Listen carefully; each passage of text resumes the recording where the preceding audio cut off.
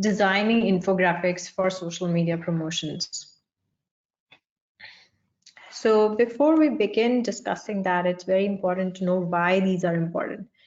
And second most important question is, how can you design one? Of course, dissemination and the various channels is also something which we need to know, and which will be covered later by Mike Putman and Chinga. So as we saw before, a picture is worth 1,000 words, and the same applies to infographics as well. So what happens when you see a picture? We look at the subject matter, familiarity. Is it ambiguous? Is it new? Does it look real? What are the facial expressions like? And what is the form, whether there are sharp contours or curved contours? What is the emotional dimension? So this is a very important dimension that every image carries.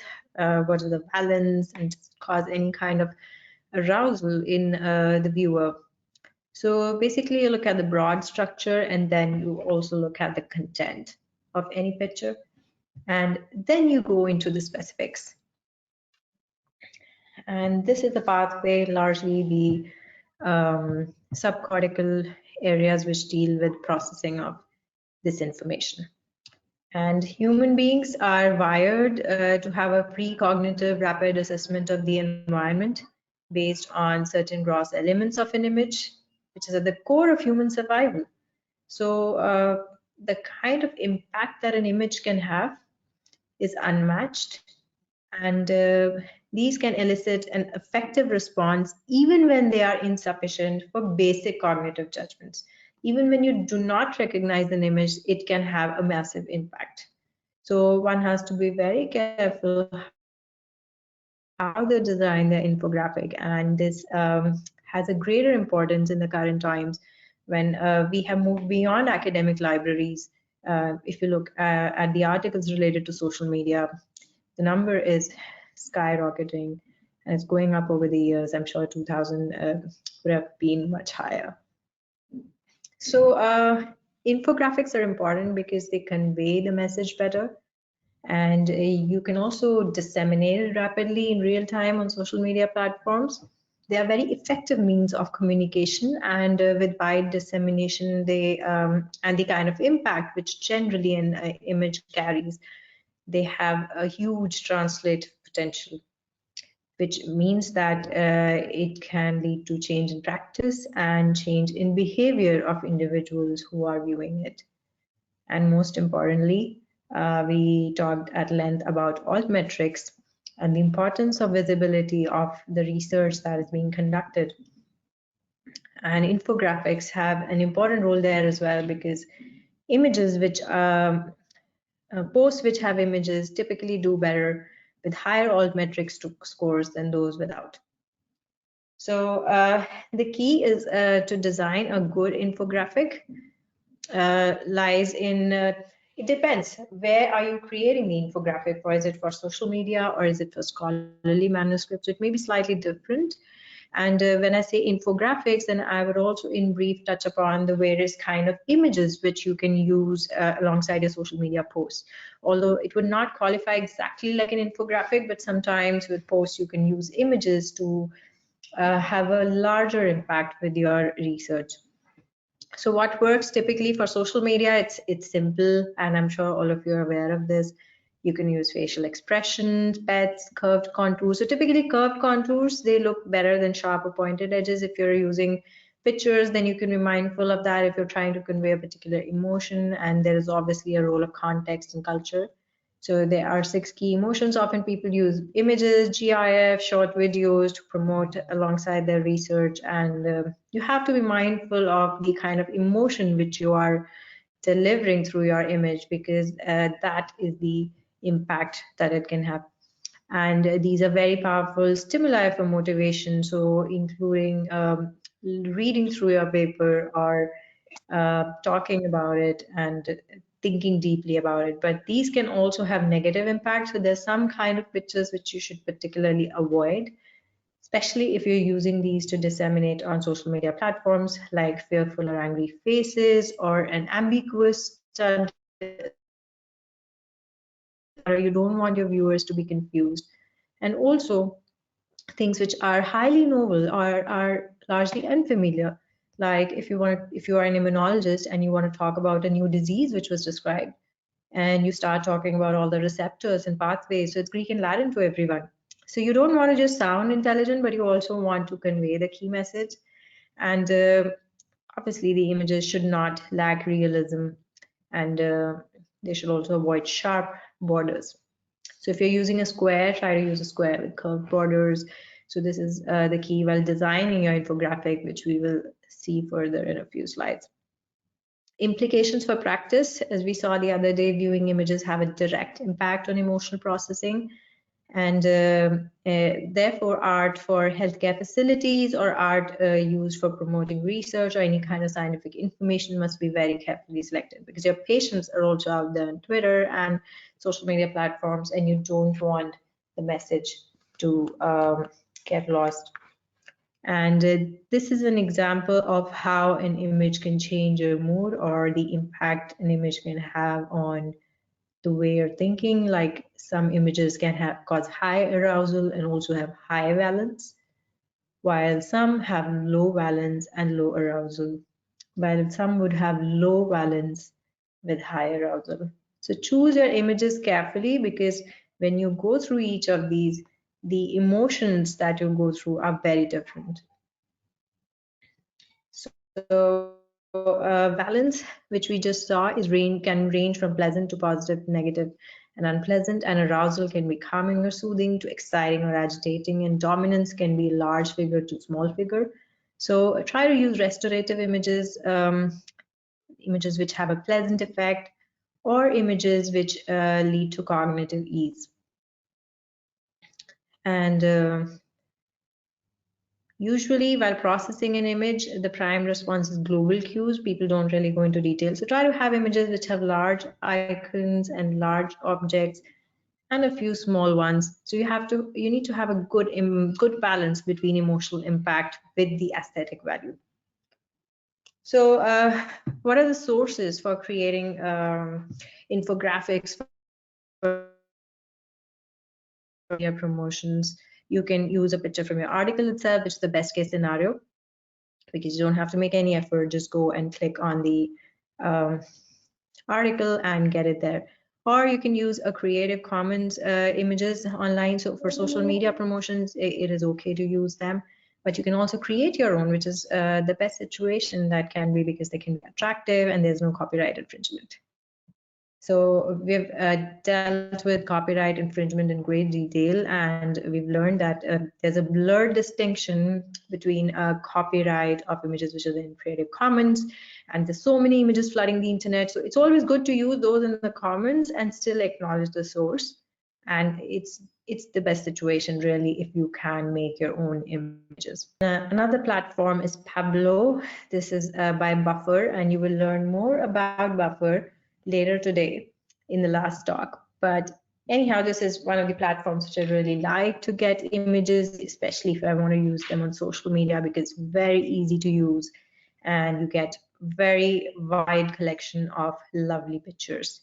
Again, here I put in arthritis, and as you can see, there are several nice images which are coming up which can be used. Another option is suppose I want to tweet about our course. Okay, this is not course, this is a course on social media at SGPGIMS. Then there is an image option, so I can pick up any image from my computer, or I can also click the GIF button. And when we put something related to social media, there are so many GIFs which can be used for social media promotion. So while this was the easy bit, we'll run through a few examples of how to create infographics for your articles on social media. So this is using Canva, where a title and a brief description of post-viral myositis is characterized by an acute onset muscle weakness. Several cases can lead to early mortality. So only the key messages. It is important because it is causing mortality, but it runs a self-limiting course. So this is the key message, and they use an attractive image but you can also use an image from the article. Sometimes you can also download videos from Canva, which are relatively easy to prepare.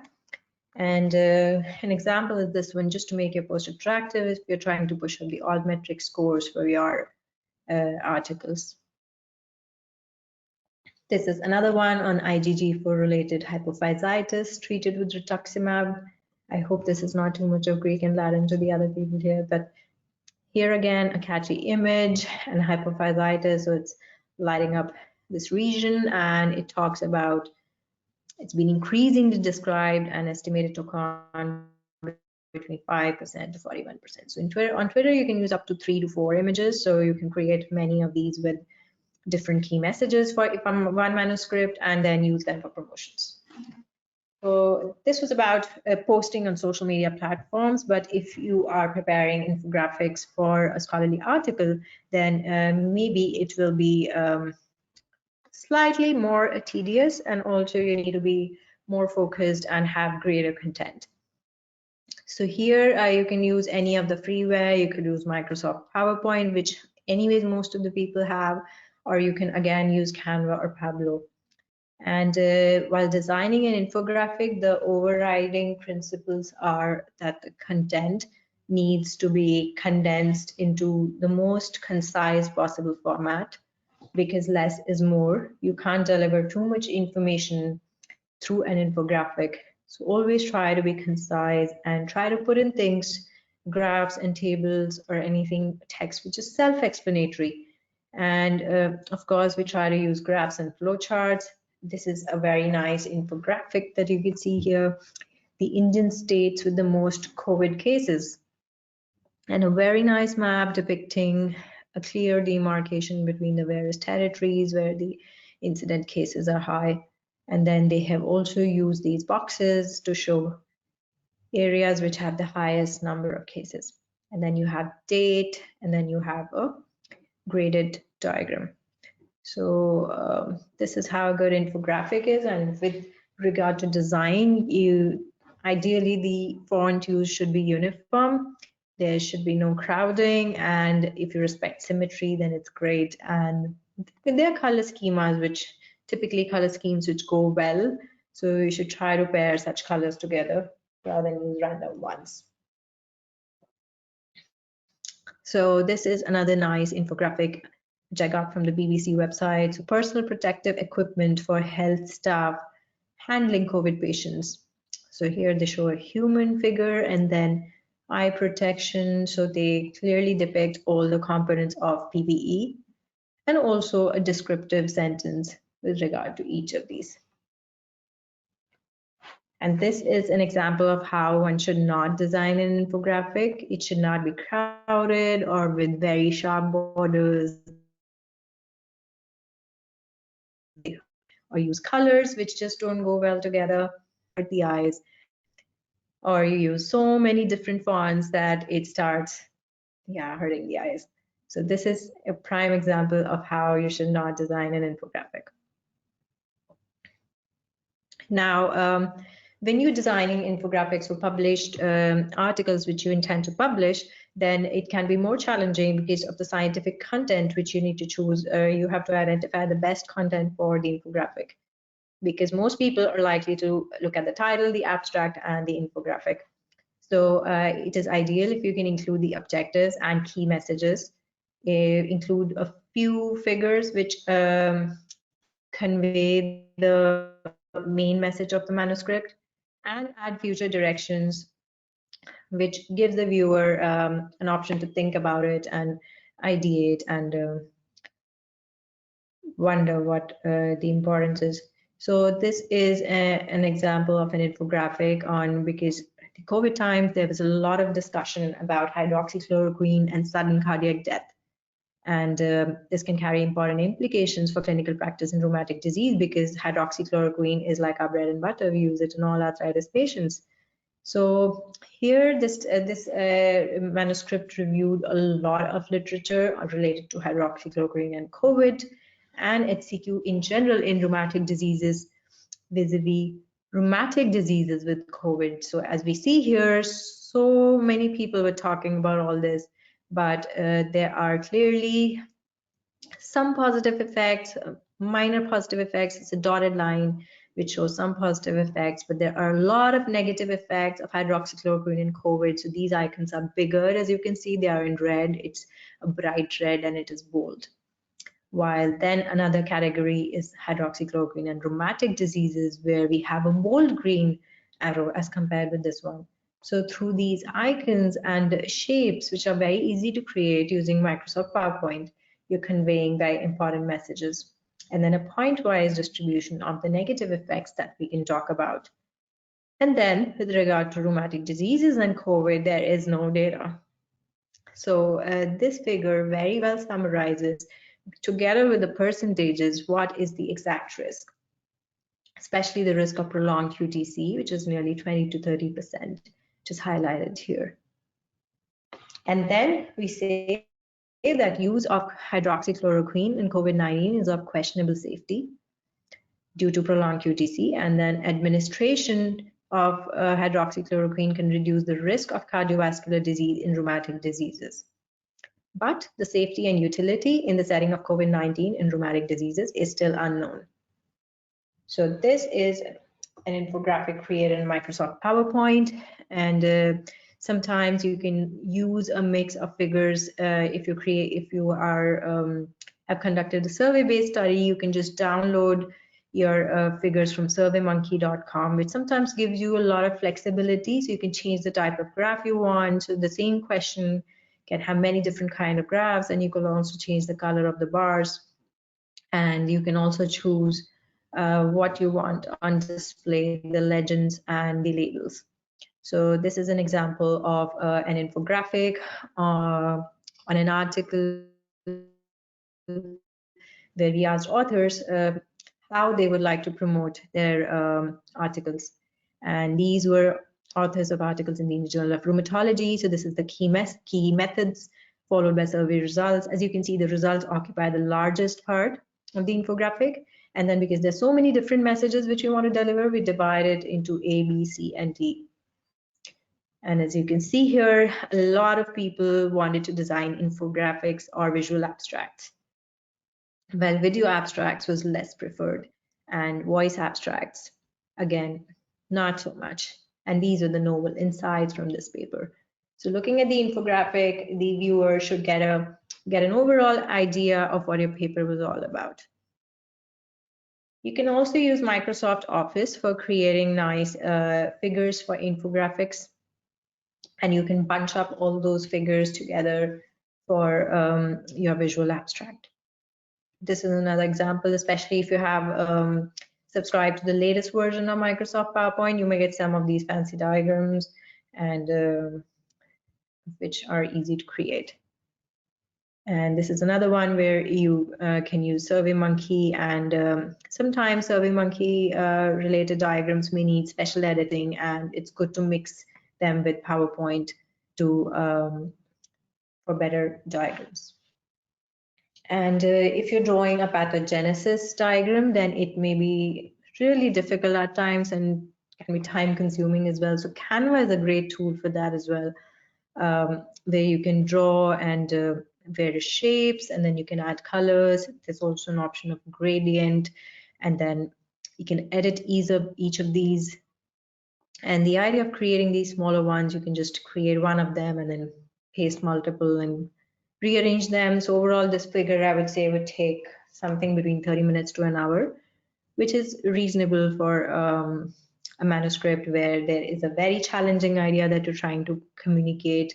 And you could do that through text, but not many people would get the hang of it. And again, if there are overlapping clinical phenotypes, like in the pediatric onset multisystemic inflammation, which is also known as Kawasaki-like disease due to COVID-19. People were very confused at the onset that what does it look like. So this diagram, the Venn diagram, which is very simple to create, but also one of my favorites, you can clearly depict that complete KD is very rare. Most often you see either incomplete forms or just fever with acute phase elevation Sometimes you see the cardiac phenotype with shock, LV dysfunction, and arrhythmias. Then again, a diagram. This one is created using PowerPoint, which is very simple. If you look at it, then you have certain shapes and then another shape inside it with different color. And then this one was an icon. I used the icon tool on PowerPoint, and then using lines, which you rearrange, and then you use the group function on PowerPoint to put them together. And maybe someday we can have a class on how to design infographic, but this is just in brief about it. And then it's not as difficult as it looks, because once you created one virus particle, I put one circle and then multiple circles and these spokes. And then I drew the DNA here. So we club all of these together and we just copy paste to create many others. And then you can use the resize tool to make some smaller than the others. So yeah, not as challenging as it would appear, but also adds a lot to your manuscript. So whenever you're using Microsoft PowerPoint, because I believe that is the tool that most of you have access to, although you can also use Canva, so the basic version is free, and it offers a lot of functions for free, and Tableau is entirely free. But still, if you're using PowerPoint, I'll advise you to look at the icons tool, which really gives you some nice figures, which can be used to depict key components of the manuscript. And we'll see some examples in a bit. You can also use the draw tool, or you can use different shapes as we saw in the previous infographic, and again, the charts. Even if you're using other software, you may want to add some text to it. And it's always good for final formatting to bring it to PowerPoint, especially if you're more comfortable with this software. PowerPoint, so infographics which are created using PowerPoint are also typically very simple. And this is an example on consent, informed consent in the times of COVID-19. As you can see, this was one icon and this was another one. So it's just made using icons and simple text, and then you add colors to it, and it really gives a vibrant feel to your otherwise drab diagram. There's not much in here, just a few facts thrown in here and there, but because it's a diagram, people who are less motivated to read your article may feel like. And this is another one using icons. So as you can see, there are various icons. So this was a paper describing the structure of a semi-virtual meeting. While our meeting is fully virtual, this one was semi-virtual. So here we describe the focus group meeting, and the program used several icons and arrows. So this is an example of how you should try to do it, but also not do it. So you should try not to put these kind of colors sometimes, because it uses more ink. So it's best if you can use a white background, but sometimes it's okay to use dark backgrounds. And if you want to show very complex data, then you break it down into different components. Like this was a manuscript describing various antibodies in a large cohort of Indian patients. So we describe the methods. The flowchart of methods is very important here because it gives weight to your manuscript. And then the key results. You see the results, the text here is very little, and everything else is depicted as a picture.